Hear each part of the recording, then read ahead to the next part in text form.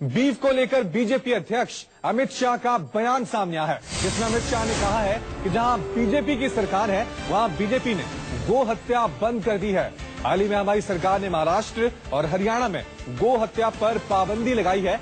जहां जहां बीफ पर पाबंदी लगाई गई है वहां बीफ खाकर देखो तो पता चलेगा कि पाबंदी के बाद भी गाय का मांस खाने पर क्या होता है। सुनिए बीजेपी अध्यक्ष अमित शाह ने क्या कहा है। જ્યાં જ્યાં ભારતીય જનતા પાર્ટીની સરકારો થઈ છે ત્યાં દરેક જગ્યાએ ગૌ હત્યા પર પ્રતિબંધ નાખવાનું કામ ભારતીય જનતા પાર્ટીએ કર્યું જ છે। હમણાં મહારાષ્ટ્ર અને હરિયાણામાં નવી સરકાર બની, બંને જગ્યાએ ગૌ હત્યા પર પ્રતિબંધ ભારતીય जनता પાર્ટીએ લાગ્યો। જ્યાં પ્રતિબંધ હોય ત્યાં ખાય, પછી ખબર પડે શું થાય। चलिए इस खबर पर और ज्यादा जानकारी के लिए बातचीत करते हैं हमारे संवाददाता भूपेंद्र का।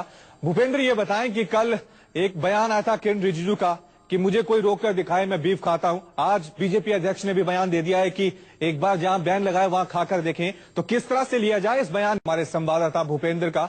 भूपेंद्र, ये बताएं कि कल एक बयान आया था किरण रिजिजू का कि मुझे कोई रोककर दिखाए मैं बीफ खाता हूं। आज बीजेपी अध्यक्ष ने भी बयान दे दिया है कि एक बार जहां बैन लगाए वहां खाकर देखें, तो किस तरह से लिया जाए इस बयान को। आंतरिक जंग शुरू हो गई है बीजेपी में बीफ के ऊपर।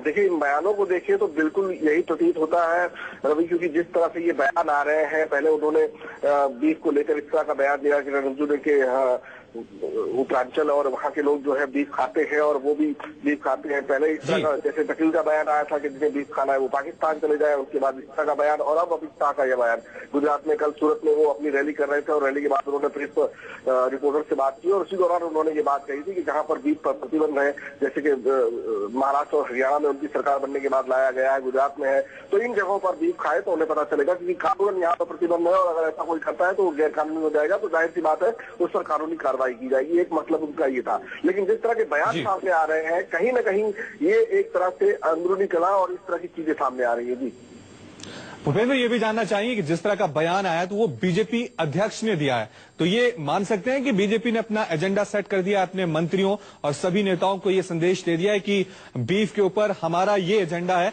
हम इस एजेंडे पे चल रहे हैं।